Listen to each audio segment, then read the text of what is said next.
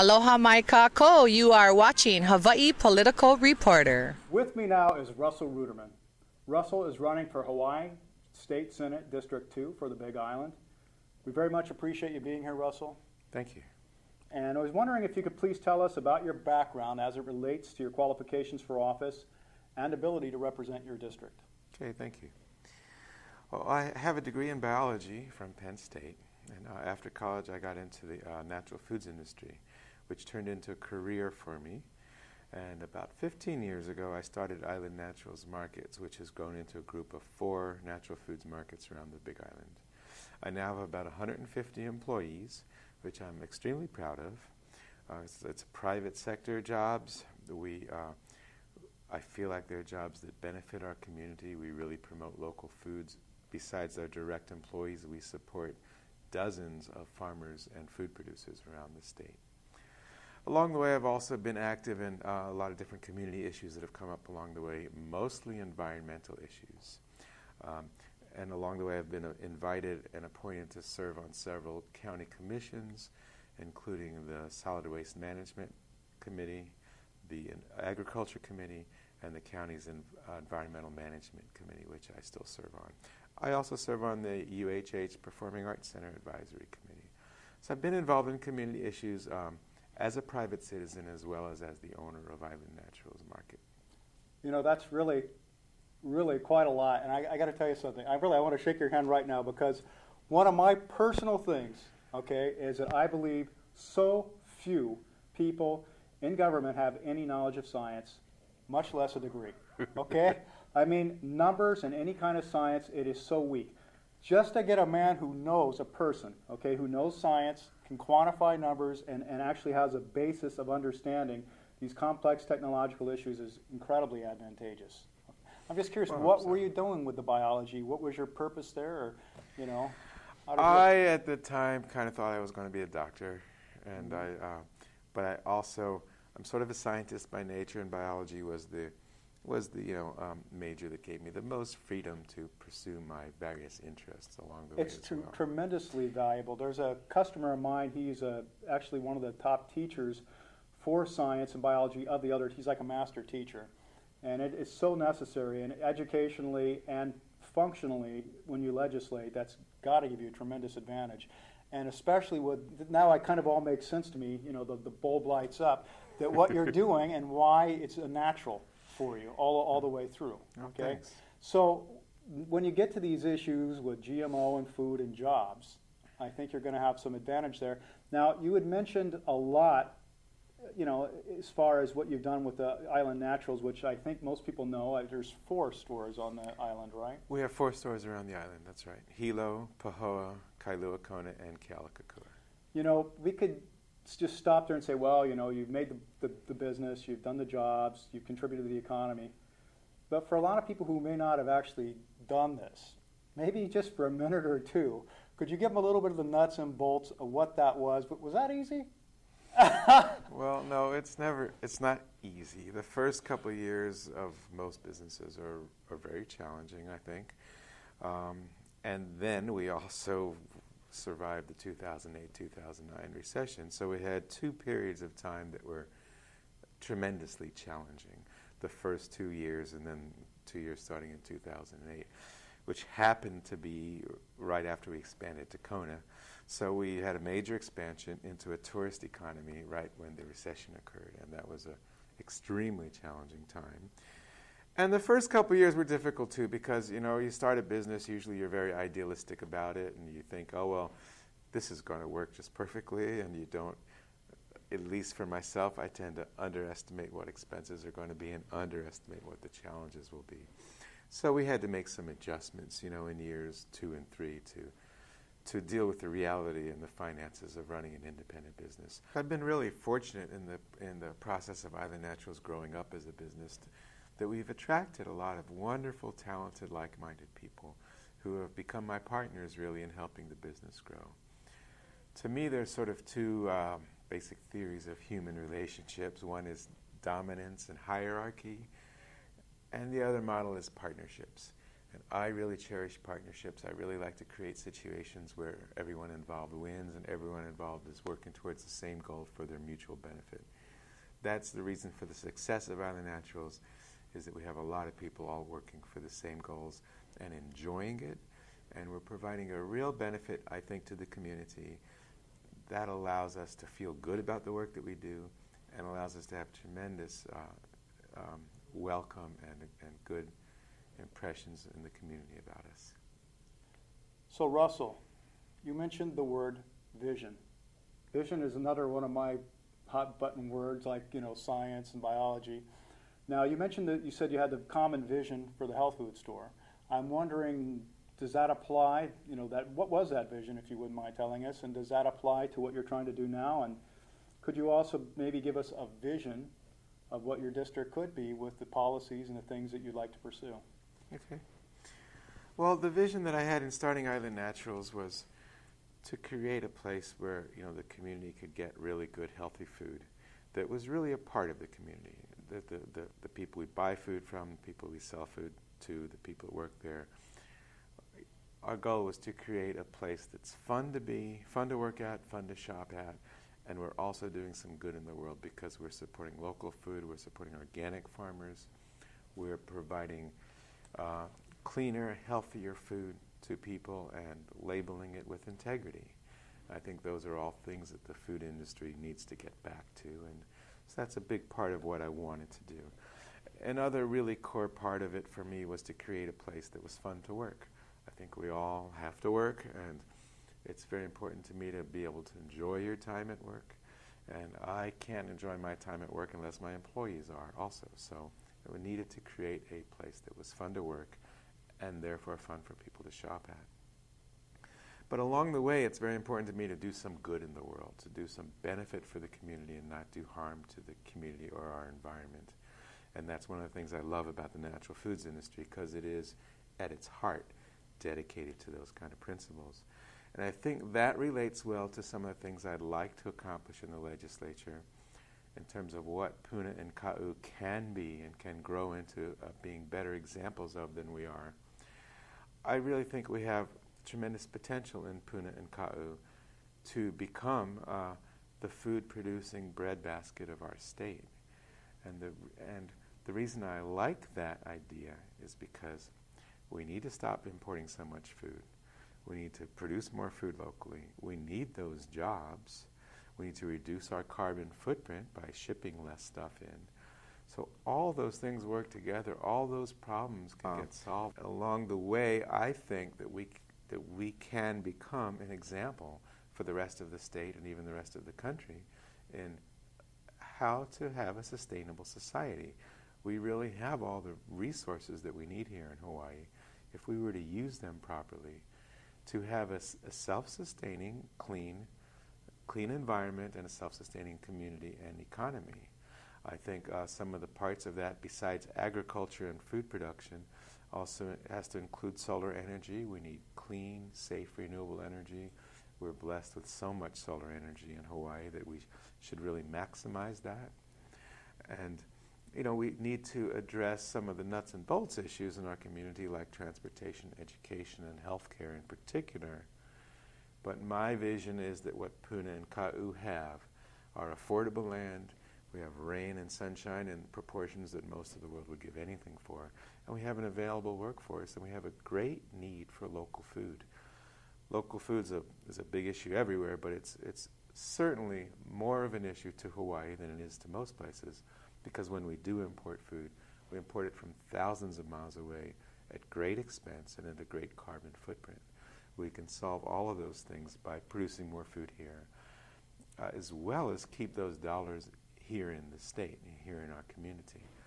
It seems foolish to me to be paying someone in California or Iowa to make crackers or chips or anything and then put it in a box and ship it to Hawaii when we could be making it here and have the job here, have the fresher food, have the lower carbon footprint.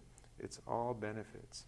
And I think with the increase in shipping costs and the increased concern about global warming, I think the need to get serious about local food is really here for us here in Hawaii. You know, I think you've given us a lot in there. And I'm going to follow up with a couple things on that, which I think are relevant. You know, one thing you haven't gone into, you've gone into the economic benefit of it. But with what may be coming in, just to step aside for a second, myself, I'm very neutral on the anthropogenic global warming. I studied it extensively, and I think there's some basis certainly for localized. But at any rate, a lot of people don't know, and this points back to what you're saying, that when you think you're using your energy, let's say your Helco in your car, and let's say your automobile fuel consumption, you need to multiply it by 3 because of the stuff that's coming in, the stuff that's refrigerated, the lights on the street, etc. Our energy footprint is actually 3 times what you initially think it is. Okay, and the food is definitely a large part of it, and that is a gigantic problem, which I would like to do, and I don't want to put you on the spot here because transportation, and I am in the solar and alternative energy business, and transportation and fixed applications are very different. One's much more readily doable than the other. But what you're trying to do by reducing the imports would help us tremendously, and it would put it in here. And I wanted to follow up along that line, Russell. Yes, everything you're mentioning is definitely true, doable, and I think also could aid us not only economically, but in an actual crisis, which could come for many ways. Because one thing that a lot of people aren't on top of, and this is an extremely sensitive issue that I've come across, actually, especially inside the Democratic Party, is the shipping. Okay, to here, it's extremely sensitive, but you know, there's a lot of distress in the shipping industry in general around the world now, and there's incredibly low volumes, and a lot of people don't know that probably the majority of the ships of the world now are actually sitting docked. It's a gigantic problem. So we may have, and we have had, supply interruptions, and what you're trying to do for many ways just makes all the more sense for us, and not only just for us, but for the rest of the islands too. So how? Okay, do you have something in mind? How could you go about? Because this is obviously it's visionary, it's crucial, it's needed, and I mean it should be done. And we could, if you wish, I know we're kind of getting into a long thing I'm saying here, but we could also, if you wish, get into some of that on biofuels, which is another tricky issue, but is another real, genuine thing we could be doing, especially with someone like you who had the leadership and the background in science and working with people to push it forward. So enough from me, and to you, sir. Well, you're asking about some of the other benefits of producing food locally besides the economic benefits and some of the food security issues, which are a big concern to me also. You know, a lot of people like to paint a sort of doomsday scenario of what happens if the ships stop coming, you know, and what will we do then. And yes, that kind of thing could happen, but even without anything that dramatic, we still are facing a situation where shipping costs are rising all the time, and they're never going to go back down, in my opinion. So the things that were economical to import quite recently and up until now are quickly going to become uneconomical to import. I think we're near the end of the era of shipping, you know, unessential food items around the world. I think we're not going to be doing that in the next few years. Just this week, we had an announcement that impacts the Big Island, where United Airlines is going to stop bringing its big jets directly to the Big Island, which means that our air cargo freight is no longer available. We used to air freight a lot of products in, certain dairy, certain delicate produce items, and that's actually going away. This is news we just got in the last few days. So, and this is going to occur with more and more aspects of our shipping, where it's no longer available or no longer affordable. So it's crucial for us to grow more and more items here. I think that we really will see that change very, very quickly here.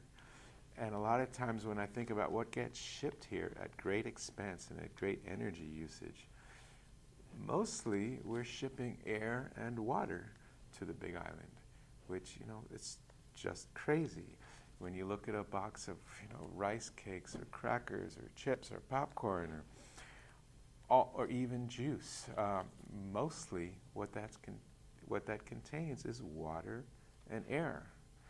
And it's just crazy to keep shipping that in to Hawaii. We need to import the raw ingredients if they can't be grown here, and grow as much of the raw ingredients as we can, and then do the production here. So we have the jobs here, and we lower our dependence on fossil fuels and shipping. So that's an economic benefit because we're not exporting so much money for fuel costs, and we're not exporting so much to pay other people to manufacture food in other states. And of course, the energy use goes way down when you shift to local foods. And whether you're concerned about global warming or simply diminishing oil supplies or the environmental hazards of using fossil fuels, it's, in all those reasons, it's a benefit to reduce our use of fossil fuel. As for biofuels, I think biofuels do have a role to play, especially as you mentioned in our transportation fuels. I'm concerned, I think that some biofuel type projects are worthy and desirable, and I'm not sure that all of them are. I think we have to be very careful when we are taking away prime farmland that could be food production and putting it into fuel production. That has to be a concern if we're going to do that. We have to be concerned about the impacts to the community.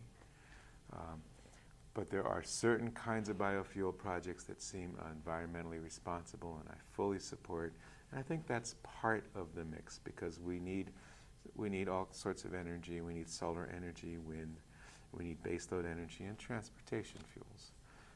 I do think in the near future we're going to see more and more electric transportation vehicles, but that's, the real change in that is probably a decade or two away, and we are going to need liquid fuels for transportation. And we should make them here. Wow. That's a lot, Russell. I mean, that's really quite a lot. But my question to you, and let's see, and I think you're going to surprise us on the positive side here. Can you give us some specifics? Okay, because I know a lot of politicians talk about things in vague generalities, but how about some specifics? How can we do this? Who would do it? Well, you're right. It's much easier to talk in generalities than specifics. But I do have some specifics to offer. And in fact, I think that my business experience is ironic, or by some cosmic coincidence, exactly what's needed to move us forward in this regard. Because what I've learned to do is create jobs in the food industry. And I've learned a lot about what works and what doesn't work. I have some specific proposals for promoting particularly local food and agriculture in Puna and Ka'u. One of them is an idea called a business incubator. It's not a new idea. It's been done elsewhere, but we don't have any in Puna or Ka'u that I'm aware of. And what that would be is a community-based resource. Usually it's a facility that has a commercial kitchen, a computer center, and some mentoring, so that someone who has a food product that they'd like to make or that they grow and want to process or package, they can take an idea that they have and turn it into a real business with a little bit of help along the way. By that I mean almost every week someone comes to me at Island Naturals and says, I've got this great product. I grow it or I make it, but I want to take it, make it legal. I want to make it a small business and hire people, but I don't know how to get over the hurdle. A lot of times that hurdle is simply the lack of availability of a commercial kitchen. Oftentimes there's other hurdles that the person may not be aware of, but in many cases it's a really good idea that Hawaii could really use that food product. So I envision a network of business incubators in Puna, Ka'u, and other rural areas of our state that have agricultural potential, so that we can help people learn how to become a legal business, learn how to get a legal label, learn how to satisfy Department of Health requirements, and become a new small business. Most job growth in our country comes from new small businesses or growing small businesses. Another advantage of this is once we've helped someone become such a business, they are then developing private sector permanent jobs. They're what I call smart jobs.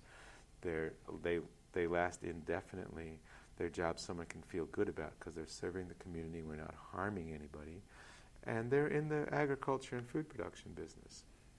And I'm not only talking about agricultural products that we can grow, I'm talking about value-added food production. An example might be baking bread. We can bake bread here instead of shipping it in. We can pop popcorn here instead of shipping it in, even though we're not going to grow the wheat or the corn here. We still ought to make the product here. So I can envision this business incubators, and then they also have some mentors, some people who can help them learn the financing of a business, learn the tax reporting, learn how to develop a plan that will make them be commercially successful over time. So I think that's a way to develop our agricultural potential, because we can help find markets for those products. There's a few really good success stories in Hawaii of small agriculture. One of the ones I just a couple days ago was lucky enough to tour some of the farms in the Pahala area, and I was shown some of the coffee farmers down there. And it's one of the very rare success stories where people have taken former cane land and turned it into a commercially successful agricultural business. Ka'u coffee has been an incredible success, and it's just in its infancy. It's still growing. I don't see any reason the same thing couldn't happen to Puna coffee, but it's a great story, because they took land that was going to not be used, very fertile land, and found a way to make it very, very profitable, because coffee is something that's high enough value that we can justify, land and labor in Hawaii. And a lot of the things that we grow and produce in Hawaii have a certain cachet because they're from Hawaii, that people will pay a premium for around the world, if we're going to talk about exporting food as well. So I'm very excited at some of those potentials. I think there's a lot of other potential for new agricultural crops in Puna. In addition to the business incubators, I think that small farmers and small food producers also need some help to get distribution and marketing to be successful. Very few small farmers are able to be their own marketers and distribution people. And I think that we could encourage some small companies that help to open up those avenues for farmers, so that we could find actual markets for their products and close the circle and get them the money, start the next year's crop, pay their employees, and everyone's buying local food then. Along those lines, like to follow up a little bit on one thing you said. Okay, so you said maybe we'd like to encourage some companies to help them, so to speak. And I want to relate this to something. I know for a fact that Russell does, walk the talk here, because I've heard, actually, a friend of mine grows cacao, and I've heard that Island Natural buys the pods. Okay, so that's something, and chocolate is obviously something that. This is something, actually, just to break away for a second. Someone told me within the next 20 to 30 years, there's going to be almost no chocolate from Africa, because the land and the population growth is going so fast, and it's becoming. It's not going to be. They're not going to be able to do it. It's not. The land is going to be worth too much. The people are quitting like everywhere else in the farming. We have a potential for chocolate here, as you know, that's being done, and you've been selling it. Now, back to relating it to what you were saying. For example, let's take chocolate, okay, which could be a pretty big value-added product, okay.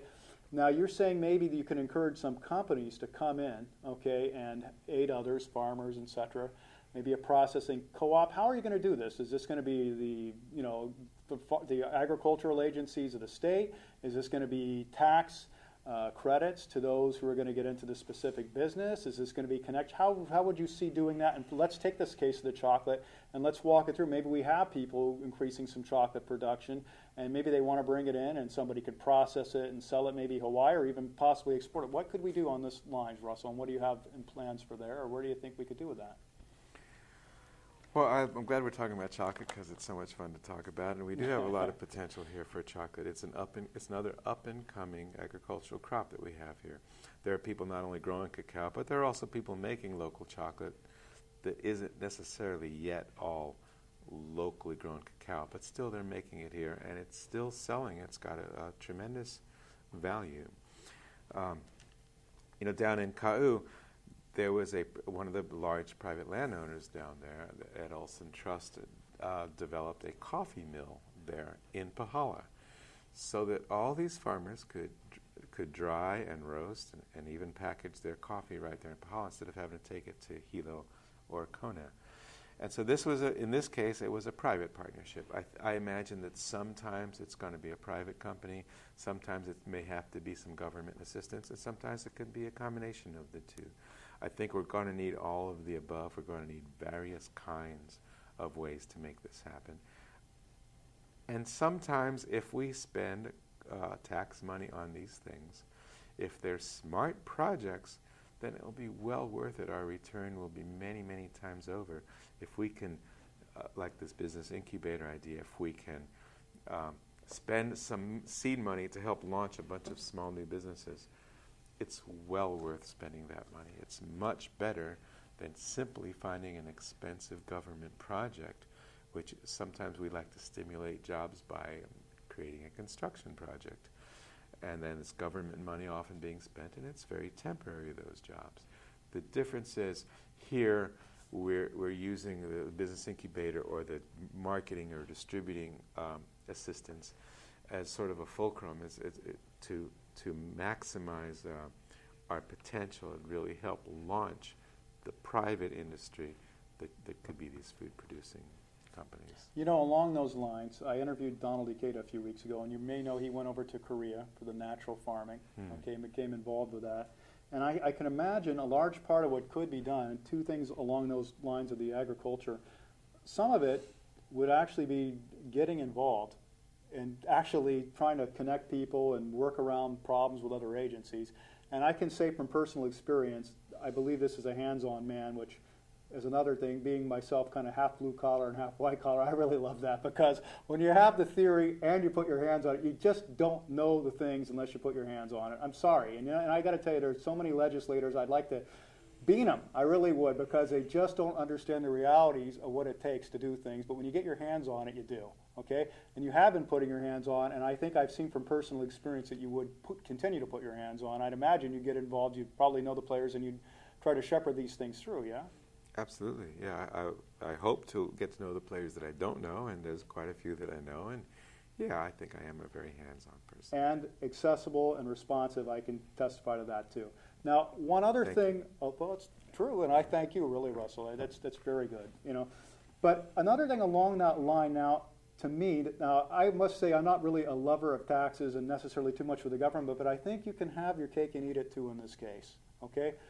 Now, as coming in, you know, let's face it, Puna, Kau, East Hawaii, we are the rogues, okay? I mean, for a lot of the whole state, I think we're the, well, let's just put it this way, we're not prim and proper, you know, we're the provincial people, okay? And I think a lot of us feel that way. I mean, that's just the reality of how we're treated. Now, how about possibly taking a lot of our money that we're generated, maybe Puna geothermal or whatever, and bringing that back in on these projects here. So, I mean, you know what I'm saying is basically repurposing, reallocating, okay, that money back in, or possibly some spending, you know, because a lot of it would make sense, tax credits or whatever.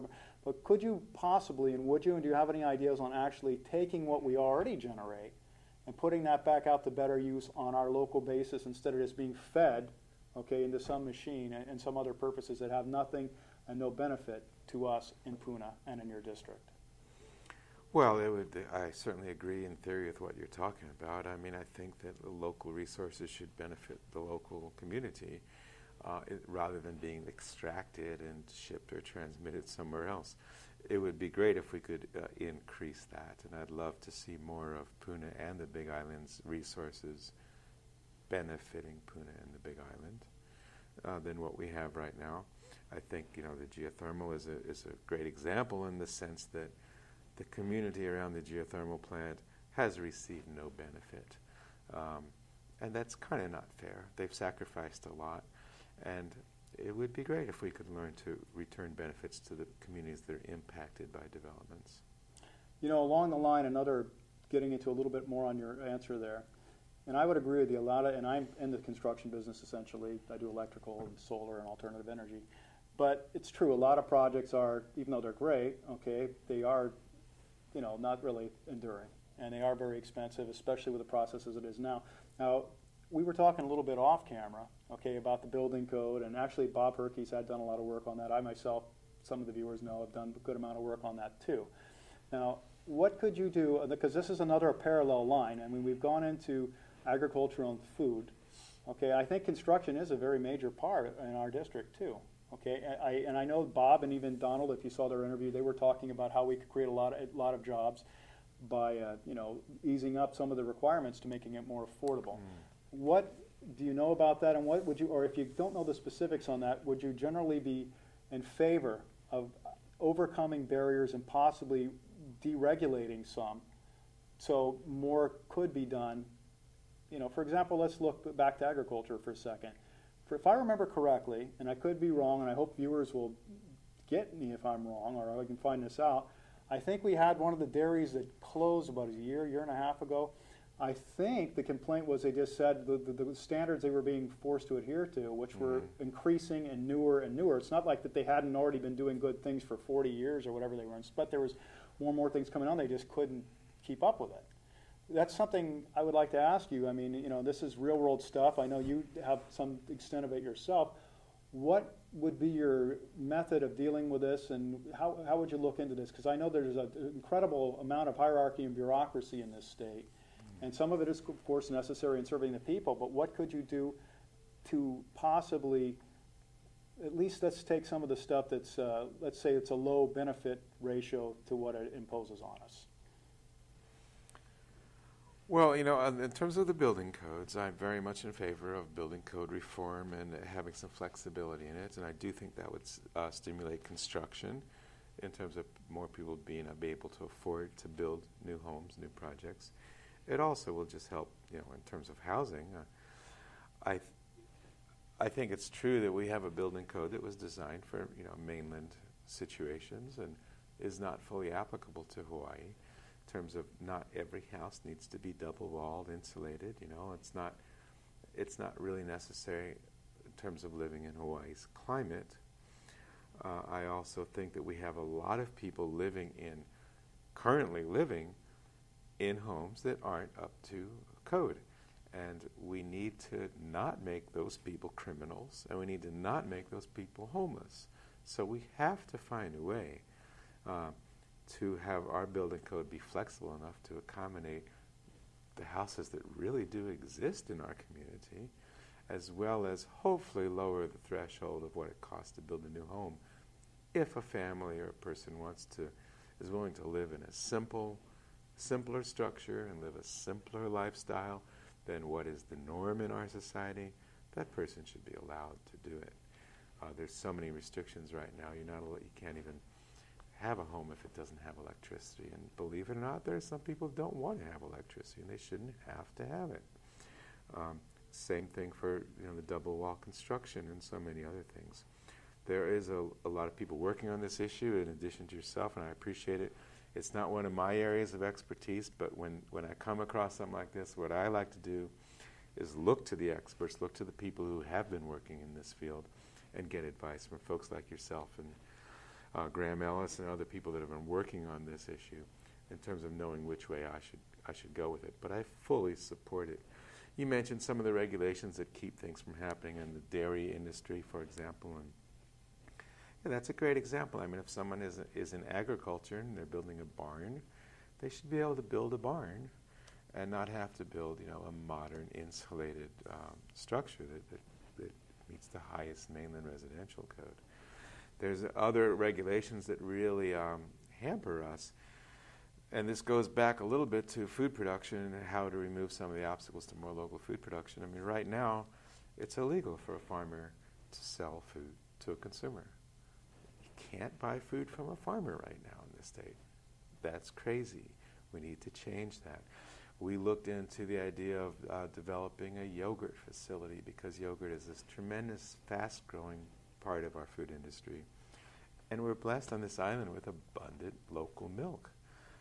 And the greenery to support it, for sure. Everyone would support it. But you can't do it. The law prevents you from doing it. I never knew that. That's incredible. You would need a basically multi-million-dollar machine that pasteurizes it and allows you to make yogurt without human hands ever touching it. Mm-hmm. And these things just aren't necessary. You also can't sell raw milk in this state. There are many states that allow the sale of raw milk, that allow yogurt to be made as a cottage industry or cheese to be made as a cottage industry.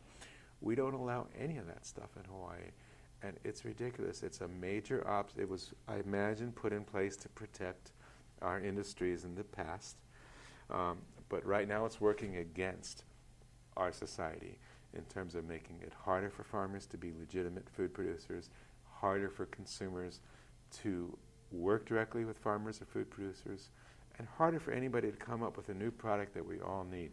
Yogurt, cheese, There's nobody making yogurt in Hawaii. Not And these really. are high value-added products. I mean, these are. I mean, and it's true. The shipping, and I mean, these are things we really could be doing. And you know, stepping aside for a second again, taking the hat off. Okay, putting on another hat, and it's just saying, okay, so now I'm Mr. General Purpose guy on the street. Okay, and I'm saying, okay, Russell, I obviously can see you certainly, especially with food, which is a very gigantic opportunity for us in Puna and Kau. There's no doubt about that, okay? And you've also mentioned, okay, that you're going to try to look in the regulations, and we probably have a pretty good feel that this man is going to try to do that. I mean, we're getting something a little different than, you know, than the typical status quo here, okay? We really have someone who understands the district and is going to try to do that. Now, the question would be on that, you know, how, and this is not really just incumbent upon him, because we would have to help him, because I think we're going to, you know, there's gigantic corporate interests that we may end up running against, okay, on that. How could the people and others, how could we actually go about getting this done? Because there's no doubt you're going to do your best. I think I believe you're totally sincere on that. What can we actually do? I mean, you know, they're coming in with, you know, SWAT teams literally on some of these things for raw milk. What do we have to do here? I mean, what do we as people need to do to help you? I'm in the audience and I'm listening here now. How do we help you, Russell, in this? Well, I imagine there's going to need to be some legislative proposals, and how he can help is to call various legislators and write and call and express your support for these issues. You know, I think there's relatively few citizens really involved, and when a legislator hears from 5 or 10 people personally on an issue, I think it really matters to them. This is true, because I know that during the building code, Tim Rees, somebody I work with a little bit, he told me that for the whole state, what is it, 1.5 million people approximately state? 3 people testified on one of these key things. 3 people in the whole state. And I myself, not sometimes there's issues where there's hundreds of people like the geothermal, but there are a lot of issues where 1, 2, 3, 5 can make a gigantic difference. I think maybe, how about this, Russell? Okay, and we're going to get to your issues. Okay, I know the top issues that you want to get into, and we're also going to ask in a moment about campaign finance. But how about this, and maybe this could help the process and help you to help us. When you do identify the priorities and you go after them, maybe you do hold a few meetings, okay, and you identify several specific areas, regulations, okay, and then we kind of like, and I know that Carrie Marks does this a lot, she's very good at organizing these things. We put a few people, community groups together, and God knows you certainly have the dedicated people to do that, and then we attack it that way, because I think if we're really going to make these changes, and this is not just to Puna and Kau, but everybody on this island, because let's face it, we are the black sheep really in a way of the whole state, you know, but we have our own culture, our own mentality, and our own opportunities on this wondrous island, which would fit 6 of Oahu on it, that we need to, you know, be able to do. So if we could get these kind of like you say, incubator, but not just pure for business, but incubator for like regulatory change, okay, and government, let's say, you know, action, okay, to help you do it. I would encourage that, and I hope that people will support Russell, okay, and contact him about this and work to develop this. Now, my 2 cents over on that, another hat back on, that's the interviewer. So Russell, okay, how about telling us about what you feel are the key issues? We've gone over a lot of them, okay, but is there anything else you'd really like to speak about now before we get into the world famous and favorite campaign finance? Okay. You know, you mentioned the issue of how am I going to try to accomplish some of these things. It's one thing for me to want them, and it's another thing to make it happen. One of the things that I plan to do between now and the start of the legislative session, and I'm going to be starting in October on this, is have a series of what I call roundtable discussions on some specific issues. For me, the 3 issues that I know they're going to include are education, transportation, and energy. And what I want to do is pull together some of the experts and activists in these fields. So we'll have, for example, a roundtable on energy. Now, I'm going to get people who are familiar with HELCO's issues, some people who are solar energy providers, some folks that work on energy legislation and PUC issues. And we're going to get together and we're going to first brainstorm what proposals we should make, and then do some fine-tuning of those proposals, so that when I come to the legislature in January, I hope to have at least 3 proposals that could be a new bill that didn't just come from me and my ideas, but they came from a panel of experts in the field who are concerned with making these things better. And I'm going to craft these bills so that it's going to be very unpopular to oppose them, because they're going to make so much sense. They're going to be things that everybody wants, everybody sees as what we should do. It's going to be very hard for someone to want to oppose it. That's how I hope to get some of these things done, by very carefully vetting my proposals before I get there, and answering the tough questions and addressing the tough issues before we get there, so that we have a bill that can succeed. And I'm very excited about that idea. For solar energy, I want to remove the utility barriers to solar energy and allow it to be maximized. On education, I want to find ways to improve our public schools and charter schools.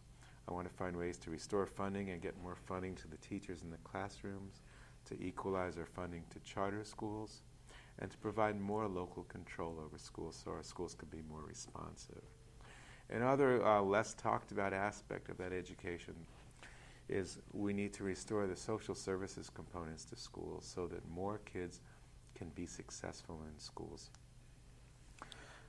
We can't let a kid drop out when they hit their first bump, and we can't let a kid drop out because their parents don't understand how to get them ready for school and ready for a good learning environment.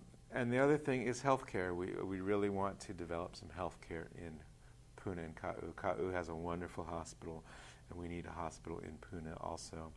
There's some very exciting things happening along those lines with the Pune Community Medical Center, which is a clinic that was started by Dan Demizio, and they are in the process of building a full health clinic, including emergency room. It'll be a small hospital in Pahoa, which will have a teaching component. There'll be doctors and nurses that come there for their education, and hopefully statistics show that a lot of them stay there. So we'll have some good paying jobs, and we'll have more medical professionals in our community. It will also be a model for rural community health cares around the state. And this project is fully supported right now by the Gila Medical Center. It's something that we really need. It would reduce emergency response time by about an hour for the average ambulance trip in Pune. So these are three of the issues that I hope to work on in addition to clean elections, as you mentioned. Those are some of my top priorities. And I'm sorry, these are sort of nuts and bolts issues a little bit. Another top priority of mine is in the transportation area, because we have the fastest growing district, and we also have the three deadliest intersections in the state within about 3 miles of each other in the Pune district.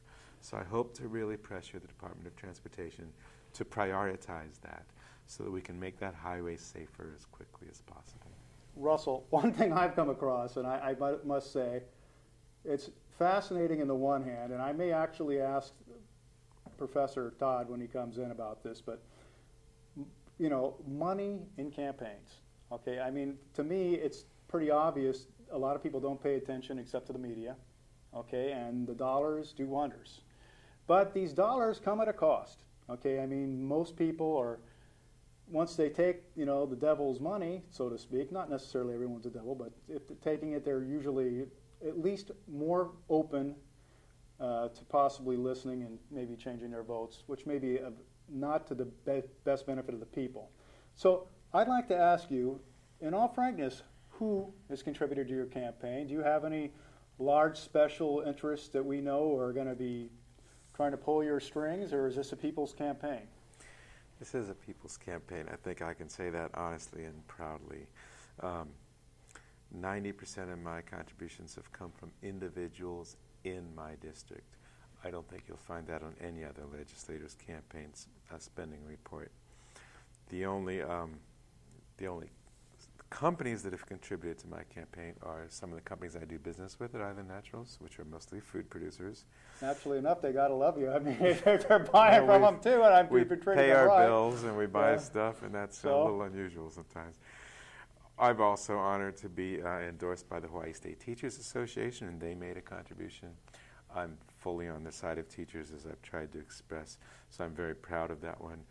There are no offshore corporations that have contributed money to my campaign, and although I realize that may change slightly over time if I'm a successful legislator. I can promise you that I'm never going to come back and be the guy whose campaign contributions come from corporations in Honolulu or in mainland or outside my district. I'm very, very committed to the fact that the only people I'm indebted to are the constituents of my district in Puna and Ka'u, and that's who I'm working for. And the commitment to that is part of the whole reason I'm getting into politics, because I myself got very tired of having supposed representatives of my district that really work for large corporations that don't even occur in our district. And that's their agenda and that's their priority. And I think we all know that at the highest levels of government, that's what's wrong with our democracy. It was a shock to me personally to realize how strong the influence of corporate money is even on local levels, like in the state and local legislatures. So I was shocked by that, and one of my big motivations for running at all was I feel like my district, Puna and Ka'u, has suffered greatly from a lack of honest, effective representation. And the reason that's happened is because people can coast along on corporate contributions and not have to be responsive to their communities. You know, along those lines, a couple things. The money, probably, you know, I think most of us must know, along the lines of what Russell was saying, that you're not getting a lot of money from the outside. So that's probably telling you, and if they're not even trying, that they don't think they're going to be able to buy you. I mean, that's the truth. I mean, and not that every politician taking the money is sold out, but it certainly has to be that, you know, along the lines that they think there must be some benefit they're getting out of it. And the second thing is, I think, you know, I've come across this with a couple other people. You don't really need to take this. I mean, you have your own business. You're financially independent. So you're not in a position where you're going to be vulnerable to being manipulated by the money. Isn't that correct? I mean, you're financially independent already. That is correct, and I take great pride in it, not because of the money it represents, but because of the independence it represents, you know, and I think that's an important issue. And am I not getting their money because they know I won't? I'm not sure. I think I was kind of an underdog up until this point. No one took me that seriously when you think from that point of view. No one thought I would get this far. My secret weapon has been Island Naturals and our ability to reach thousands of people in our community through that. And those many dedicated people you've probably seen on this show who love you, Russell. They do. Okay. I mean, it's obvious, okay? So, I mean, the people power, I've heard that phrase somewhere before, but that's, I think, a large part of it. But I think I can say, and this is a big one to me, you know, because if you follow the money, it's pretty sad, actually. And it's not against necessarily any one corporation or anything, and it's not all evil, okay? I mean, there may be some legitimate areas where possibly the money could be used for research or whatever, okay? Possibly. But to me, I personally really love the idea of a citizen representative, okay? And that usually comes with somebody who is not making their career out of politics and, you know, trying to make their fortune out of the politics, okay? And is actually trying to represent the people. So I believe that's what we have here with Russell, you know? Well, thank you. I believe so, too. You know, there's a couple of good points you just made. For one thing, I'm not committed to being a career politician. If I don't get reelected, that's okay, and I'm not going to sell my soul for corporate contributions. Another thing is that, and I do want to make, what you just touched on, my campaign has been fueled by what I call people power, and that's been the difference. I've been incredibly blessed with a lot of energetic and creative people that have helped me in my campaign. And devoted is really a word too, Russell. And devoted in so many ways. And what they're devoted to, you know, it's not a cult of personality. It's about the ideas that we're talking about here. I'm talking about really trying to get government to work to help us create a better community. It's not about greed, and it's not about special interests. It's about creating a sustainable community that almost all of us want and we have the potential for. And that's what these people were attracted to. And I've been so blessed by it, and honestly, most of these people, they aren't people I would have guessed were going to come work on my campaign. They were attracted to the issues They range from 6 years old to 106 years old. And they've been very energetic. They've helped me with things like sign waving, door-to-door, phone calling, fundraising. So many things, so many behind the scenes as well as visible things. And there's dozens and dozens of people that have been seriously involved in it. And I thank them. I thank each of you who have supported my campaign so much. Of course we couldn't have done it without you. And that's the difference between my campaign and the others. You know, if I had my druthers, we'd have a system where there was no money in politics, not even in a person's individual. I would like to see where everyone can't spend a penny. People have to pay attention to shows like this, interviews in the newspaper, public candidate forums. Maybe and we call judge, them up, talk to people. Call them up. I would love if we Read. could judge our candidates based on our ability to read, write, think, talk, and listen, rather than how much money we can raise or how much we can sign wave. I wish it could be about the issues and the logic and the actual thoughts of the people involved. And in that regard, you know, it brings us to the subject of publicly funded or clean elections, or the whole idea of getting corporate money out of our democracy, which I feel is a big priority. There's an organization called Voter-Owned Hawaii that their motto is the reform that makes all other reforms possible. And I really believe that, because it's the massive corrupting influence of corporate money that prevents most of the reforms that almost all of us want. I'm really excited about the publicly funded elections experiment that the Big Island has been part of the last couple of election cycles. We've been having this program, as you may know, where candidates can choose to qualify for public funding instead of raising money on their own. It's an experimental trial program that's been done on the Big Island the last couple of cycles, and there's one more to go.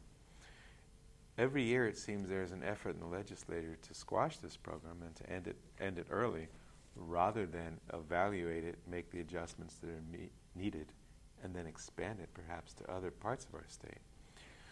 I think this is fantastic, and I think this is, as there's an organization called Voter-Owned Hawaii, and their motto is the reform that makes all other reforms possible. And I really believe that, because the corrupting influence of corporate money is what keeps us from making so many reforms that most people in our community would like to see. So I would like to protect and expand our publicly funded elections program, make it available to other counties, and hopefully the state legislature eventually. It's something that people can opt into or not, but it removes the need to raise money from corporate contributors. If I had my way, we wouldn't spend any money in politics. We wouldn't be able to, a candidate wouldn't spend even $1 on their campaign. And I realize this isn't the society we live in now, but I think it would be great if voters had to pay attention to programs like this, to interviews in the newspaper, to candidate forums, and judged us candidates based on our ability to think and talk and listen and read and write, and judge us on our ideas and our logic and our proposals rather than our ability to raise money or to sign wave. I think we'd have a much healthier democracy. So I think every effort towards clean elections or publicly funded elections is a step in that direction. We have examples where so many of our legislators are in the pocket of really large corporations. One example is Monsanto, where 90% of the public wishes that GMOs were labeled. And there's so much concern over the health risks and the environmental risks of GMOs, and yet there's not a single law anywhere in this state or anywhere in this country that is regulating them in the least, or protecting consumers, or even informing consumers. And the reason those laws don't come up is because Monsanto has bought the legislators involved. And this is an example where a very large offshore corporation is preventing the public will from happening through our legislature. It's preventing the most basic of consumer protections from being enacted, even though most consumers want those. So the influence of corporate money in politics is very serious, it's not healthy, it's not good for our society or for our democracy. So Russell, I very much appreciate your time. I believe most of the viewers have also. I think we've learned a lot. I think we've seen a candidate, and I like Bob. I think he was a great guy in a lot of ways, but I think we have certainly a very good person to succeed him, should that happen. And I think it's obvious that your heart's in the right place. I appreciate that greatly. I also feel like we have an honest person. I know from personal experience, I myself run businesses and I'm a worker too. I'm on both sides, and I saw Russell. I went out to his Mahalo party. I saw him there carrying the heavy stuff, working the hardest. Well, not the heavy stuff. Well, it certainly wasn't. You weren't carrying paper plates, Russell, okay? And carrying the heavy stuff, and definitely #1 man to take care of all the people there. And to me, that's a tremendously good sign, okay, that we're not going to have somebody who's going to be hands-off. Also, if you see when it comes up, Brent Norris was speaking about how Russell's been hands-on with some things. I think that's really good. I appreciate it. You're listening, and you're accessible. You definitely seem to have the people's interest. I mean, there may be points we all disagree on a little, but, you know, and things that we all need to learn and develop. But I just have to thank you again, and also to every honest candidate, and specifically you now, thank you for running. Thank you for enduring the difficult, time-consuming, even just reporting it. There's so much going on, it's incredibly difficult, but to actually go there and put yourself in the eye of the hurricane and endure. Thank you very much, Russell. Well, thank you. Thank you for saying that. I appreciate that. You know, it is a challenge to put yourself out there so much to be a candidate, and it's not in my nature to sell my name like a bar of soap, but I think that's required to win, and I want to win because I care a lot about the issues we've been talking about. I really want to make a difference in the world. Therefore, I'm willing to do all these things that are required. But just like your support and the people you met at my Mahalo party, I'm so thankful for the support of so many people who have helped make this campaign successful so far. I think that it's just wonderful. I think it's meant to be. Puna got this new district. Never before has Puna had a district. It's Puna and part of Ka'u. But we've never had all of Puna in one district before at any level. And I'm very excited at the possibility of being the representative of that district. I think that Puna is, as you mentioned, an unusual place compared to the rest of the state, a little bit unique. We're eccentric, creative, but you know, we have, and there are several challenges that we face because Puna has been growing so fast and because it's a rural area, but we have tremendous potential. You know, there's so much potential for us to become a truly vibrant and sustainable community that can be example to the world. I'm very excited to be a part of it all. And I feel like I have a role to play in this regard. You know, all my life I've been an environmentalist. That's really my core motivating concern. That's my real reason for being involved in politics. But along the way in my life, somehow through a strange twist of fate, I've become a successful business person too. So I feel like I have something to offer because I think we all realize that we need economic growth, but we can't sacrifice our environment along the way. And that's really what my entire career has been about and what my entire public service life will be about, that we can have economic growth and a safe, healthy, sustainable environment. In fact, we have to make sure to do both. I feel like I've been fairly well prepared for this in my business life, and in terms of my core beliefs, I really care about the environment and want to preserve what's left of nature and keep our wonderful, vibrant, rural Puna and Ka'u community healthy and beautiful. Thanks again, and we can say about Puna, I think almost everybody agree, never boring and never quite conventional. We hope we can say that's the same for our show. Thanks again for watching. Aloha. Aloha.